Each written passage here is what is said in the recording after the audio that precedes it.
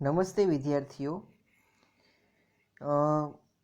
ધોરણ 11 કોમર્સ વિષય વાણિજ્ય પત્રવ્યવહાર અને સેક્રેટરીયલ પ્રેક્ટિસ એટલે કે એસપીસીસીમાં આપણે જે આપણું યુનિટ નંબર 6 છે ભાગ 2 એટલે કે સેક્રેટરીયલ પ્રેક્ટિસનું બીજું યુનિટ એના વિશેનો અભ્યાસ આપણે કરતા હતા. એ ભાગ 2માં છઠ્ઠા યુનિટમાં વિજ્ઞાપન પત્ર છે એના વિશે આપણે જોયેલું અને એની અંદર એક મુદ્દો બરાબર એટલે કે મિનિમમ સબસ્ક્રિપ્શન લઘુત્તમ ભરણું કોને કહેવાય તેનો આપણે અભ્યાસ કરતા હતા.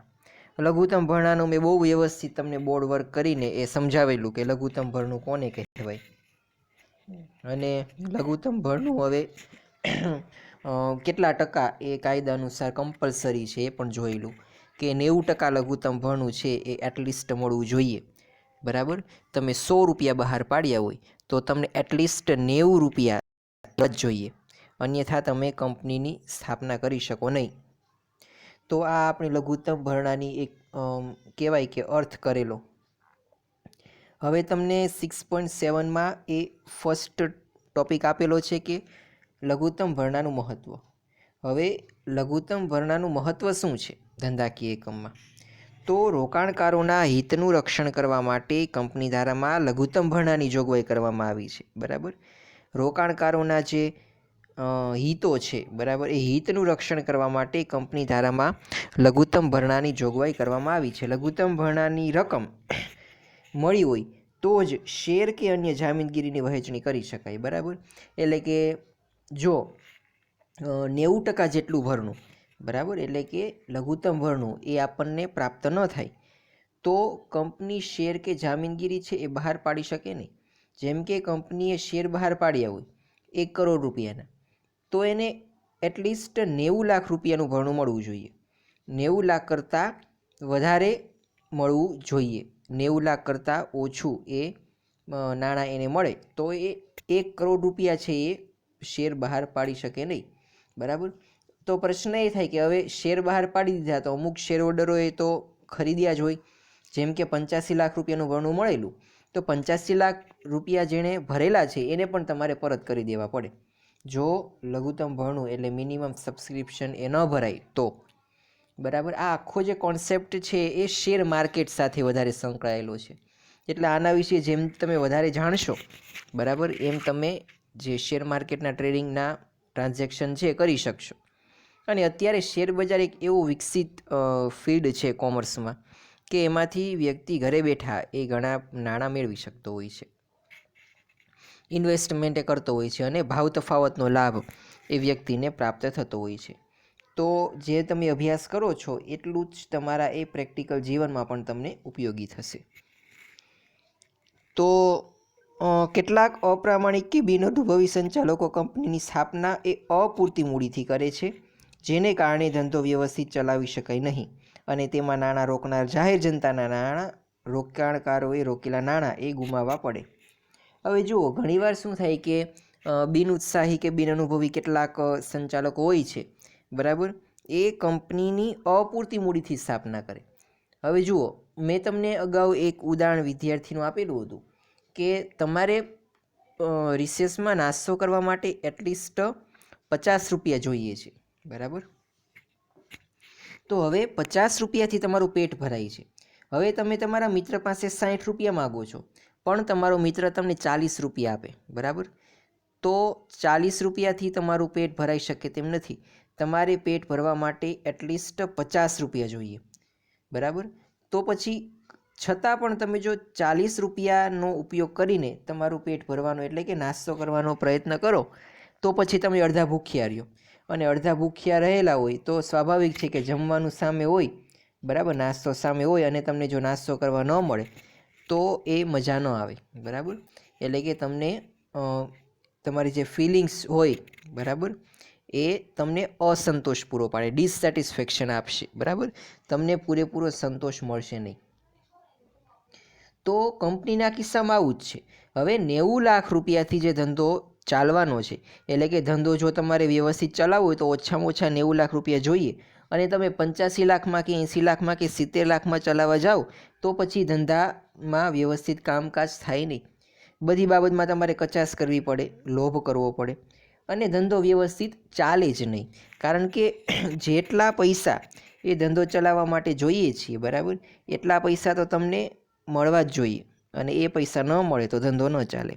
પરંતુ કેટલાક એવા અપ્રામાણિક અને બિનઅનુભવી સંચાલકો હોય એ આવું કરે, બરાબર. હવે જો એનું નુકસાન શું થાય, તો એને કારણે શું થાય કે કંપનીનો ધંધો તો ચાલવાનો જ નથી વ્યવસ્થિત, કારણ કે અપૂરતા નાણાંથી જો ધંધો કરે તો પછી એમાં કંઈ વ્યવસ્થિત બધી કામગીરી ન ચાલે, એ એક લોસ જાય. અને બીજું કે જે લોકોએ પૈસા રોકેલા હશે, બરાબર, 85 લાખ કે 80 લાખ જે કંઈ રોકેલા હશે, એ જે વ્યક્તિએ એમાં પૈસા રોકેલા હશે ને એના નાણાં ડૂબશે. કારણ કે વ્યવસ્થિત ધંધો ન ચાલે તો પછી કંપની એ ઉઠમણું કરવું પડે અને પરિણામે એ બધાને થોડું સહન કરવું પડે. તો આમ બંને માટે, કંપની માટે અને પેલા રોકાણકાર બંને માટે નુકસાનકારક છે, બરાબર. કે લઘુત્તમ ભરણું મળે ને તો જ ધંધો શરૂ કરવો જોઈએ, બરાબર. કારણ કે લઘુત્તમ ભરણું એવી કિંમત દર્શાવે કે કંપનીને ધંધો ચલાવવા માટે એટલી રકમ તો જોઈશે જ, બરાબર. અને જો એટલી રકમ ન મળે તો પછી ધંધો શરૂ જ ન કરાય, બરાબર. તો આ હતું લઘુત્તમ ભરણું, એનું મહત્ત્વ, બરાબર, કે આવું થાય નહીં એટલા માટે લઘુત્તમ ભરણું રાખવામાં આવે છે. આથી લઘુત્તમ ભરણાની જોગવાઈના કાયદામાં ફરજિયાત છે.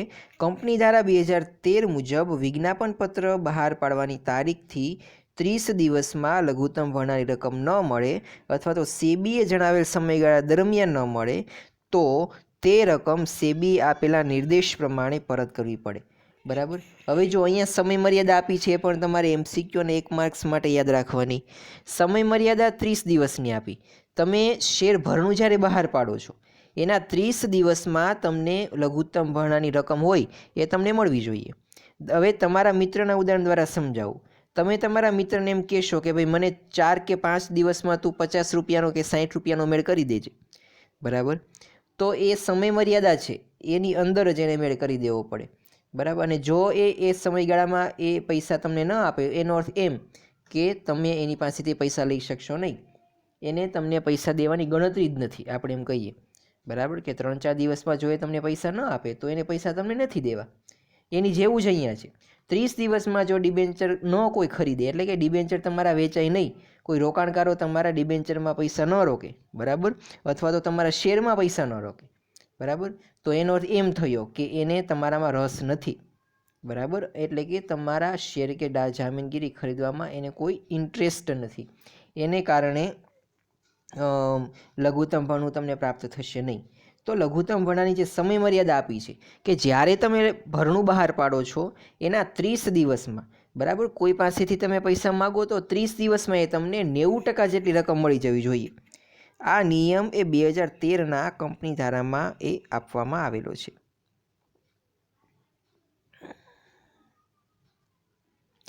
જો આ નિયમનું ઉલ્લંઘન કરવામાં આવે તો જવાબદાર અધિકારી દંડને પાત્ર બને, બરાબર. જવાબદાર અધિકારીને દંડ ભોગવવો પડે છે જો આ નિયમનું પાલન કરવામાં ન આવે ને તો. જ્યારે શેરની ફાળવણી કરવામાં આવે ત્યારે કંપની રજિસ્ટ્રાર પાસેની નોંધણી કરાવવી પડે. હવે શેરની જ્યારે ફાળવણી તમારે કરવી હોય તો કંપનીના રજિસ્ટ્રાર સમક્ષ તમારે તેની નોંધણી પણ એ કરાવવી જરૂરી બને છે. હવે જુઓ, પછીનો મુદ્દો તમને આપેલો છે કે લઘુત્તમ ભરણું ન ભરાય તો તેની અસરો. હવે માનો કે લઘુત્તમ ભરણું એટલે કે 90% રકમ છે એ તમને પ્રાપ્ત થતી નથી, એટલે કે લઘુત્તમ ભરણું એ ભરાય નહીં, તો આ સંજોગોની અંદર એની અસર કેવી થાય છે? તો એની અંદર તમને ટોટલ 3 અસરો આપી છે કે જો કંપની પાસે લઘુત્તમ ભરણા જેટલી અરજી ન આવે તો પેલું, કંપની શેરની ફાળવણી કરી શકતી નથી, બરાબર. કંપની હવે શેર એ ફાળવશે નહીં, બરાબર, શેરની ફાળવણી થશે નહીં, કારણ કે લઘુત્તમ ભરણું તો મિનિમમ મળવું જ જોઈએ અને એ ન મળે તો શેરની ફાળવણી કરી શકાય નહીં. બીજું, અરજદારોને સેબીએ જણાવેલ નિર્દેશાનુસાર રકમ પરત કરવી પડે, બરાબર. જે શેર અરજદારો છે સેબીએ જે જણાવેલ છે એ નિર્દેશાનુસાર રકમ પરત કરી દેવાની. હવે માનો કે 1 કરોડ રૂપિયાનું કંપનીએ ભરણું બહાર પાડ્યું છે અને એને 50 લાખ રૂપિયા મળે છે, બરાબર. મિનિમમ ભરણું તો 90%, એટલે કે 1 કરોડના 90%, એટલે કે 90 લાખ રૂપિયા મળવું જોઈએ, પણ કંપનીને 50%, એટલે કે 50 લાખ જ મળેલું. તો હવે જે 50 લાખ રૂપિયા જેણે આપેલા છે એને તો પરત કરવા પડે, કારણ કે કાયદા અનુસાર લઘુત્તમ ભરણું ભરાયેલું નથી, એટલા માટે કંપની શેર તો બહાર પાડી શકશે નહીં. તો આ જે 50 લાખ રૂપિયા છે એને પણ તમારે શેર હોલ્ડરોને પરત કરી દેવા પડે કે ભાઈ અમે હવે તમને અમારે શેર આપવા નથી, બરાબર. જાહેર કંપની આ જોગવાઈઓનો ભંગ કરે તો જવાબદાર અધિકારીઓ દંડને પાત્ર બને. હવે માનો કે જાહેર કંપનીની અંદર કોઈ અધિકારી એ આ ઉપર જણાવેલ નિયમનો એ ભંગ કરે છે, એટલે કે લઘુત્તમ ભરણું ન ભરાય તો પણ શેરની ફાળવણી કરે, અથવા તો લઘુત્તમ ભરણું ભરાઈ ગયું હોય પણ એને જે નિશ્ચિત સમય મર્યાદા આપી હોય એમાં ન ભરાય તો, અથવા તો એ કંપનીના જે રોકાણકારો છે લઘુત્તમ ભરણું ન ભરાય અને જે રોકાણકારોને જે રકમ પરત કરવાની થાય એ નિયમ અનુસાર ન કરે તો પછી જે કાંઈ જવાબદાર અધિકારી હોય તેની પાસેથી દંડ વસૂલ કરવામાં આવે છે. આવી જોગવાઈ એ કંપની ધારાની અંદર આપવામાં આવી છે કે લઘુત્તમ ભરણું ન ભરાય તો શું અને તેની અસરો. તો આ હતું લઘુત્તમ ભરણાની વાત. પછી તમને શેર અંડરરાઇટિંગ કોન્ટ્રાક્ટ આપેલો છે, બરાબર, એટલે કે શેર બાંહેધરીનો કરાર. તો શેર બાંહેધરી શું છે એ પહેલાં આપણે અત્યારે એક એની સામાન્ય ચર્ચા કરીએ. તો શેર બાંહેધરી એટલે શું કે ઘણી વખત એવું બને કે માનો કે કોઈ વ્યક્તિને કંપનીની શરૂઆત કરવી છે, કંપનીની સ્થાપના કરવી, તો તેને એક પ્રકારનું જોખમ એ હોય કે ભાઈ લઘુત્તમ ભરણું નહીં ભરાય તો શું, બરાબર. કારણ કે લઘુત્તમ ભરણું ન ભરાય તો કંપની તમે સ્થાપી ન શકો. કે ભાઈ 1 કરોડ રૂપિયાનું ભરણું બહાર પાડ્યું તો 90 લાખ ન મળે તો શું, તો કંપનીની તો સ્થાપના થઈ ન શકે. તો આ પરિસ્થિતિમાંથી બચવા માટે કંપની શું કરે તો કે કોઈ વ્યક્તિ સાથે એ કરાર કરી નાખે, બરાબર. કોઈ બેંક સાથે, કોઈ સંસ્થા સાથે, અથવા તો બીજા કોઈ એવા ધનિક વ્યક્તિ હોય તેની સાથે કે ભાઈ લઘુત્તમ ભરણું એ મને મારી સમય મર્યાદામાં મળી જાય તો ઠીક છે, બાકી જે મારે ભરણું ઘટતું હશે ને એ વ્યક્તિ ખરીદી લેશે, બરાબર. દાખલા તરીકે મારે કોઈ કંપની સ્થાપના કરવી છે તો હું લઘુત્તમ ભરણું બહાર પાડું છું 1 કરોડ રૂપિયાનું, બરાબર. હવે 29 દિવસ પૂરા થઈ ગયા, 30 દિવસ સુધીમાં તો લઘુત્તમ ભરણું મળવું જોઈએ અને મને માત્ર 60 લાખ રૂપિયાનું ભરણું મળ્યું. મેં બહાર પાડ્યું હતું 1 કરોડ રૂપિયાનું, પરંતુ મને 60 લાખનું ભરણું મળ્યું. એટલે કે લઘુત્તમ ભરણું તો 90 લાખનું છે, એટલે કે હજી મને પૂરતું ભરણું મળ્યું નથી. તો હવે હું બેંકને કહીશ, કોઈ એક એવી બેંક સાથે હું અગાઉથી કરાર કરીશ કે આ જે ઘટતા 30 લાખ રૂપિયા છે ને, બરાબર, 60 લાખ, 90 લાખ માઇનસ 60 લાખ, એટલે કે 90 લાખ આપણું લઘુત્તમ ભરણું છે અને 60 લાખ તો આપણને મળ્યા છે. તો આ 30 લાખ રૂપિયા છે, બરાબર, એ જે મેં વ્યક્તિ સાથે એ કરાર કરેલો હશે એ વ્યક્તિ ખરીદી લેશે શેર, બરાબર. આવો કરાર એ બાંહેધરી કરાર છે. તમને એક ચોક્કસ પ્રકારની બાંહેધરી આપે છે, બરાબર, કે જો લઘુત્તમ ભરણા જેટલી રકમ ભરાય નહીં તો તે વ્યક્તિ છે એ શેર ખરીદી લેશે અને આના બદલામાં તમારે એને કમિશન ચૂકવવું પડે છે અથવા તો શેર થોડાક સસ્તા ભાવે દેવા પડે છે. તો આ છે બાંહેધરી કરાર. આ પ્રકારનો કરાર જે શેર બહાર પાડતા પહેલાં કરવામાં આવે છે, બરાબર, કે જેથી તમે જોખમમાંથી એ બચી શકો. તો આ એક બાંહેધરી કરારની સામાન્ય સમજૂતી હતી. બાંહેધરી કરારને શેર બાંહેધરી કરાર તરીકે પણ ઓળખવામાં આવે છે. હવે આ જે શેર બાંહેધરી કરાર અથવા તો બાંહેધરી કરાર છે એની અંદર આપણે એના ફાયદા એ અહીંયા 4 આપેલા છે. પછી પ્રાઇવેટ પ્લેસમેન્ટ, ખાનગી નિયુક્તિ આપેલી છે, પણ એ આપણે નથી જોવાનું. શેર બાંહેધરી કરાર વિશેનો અભ્યાસ કરવાનો છે.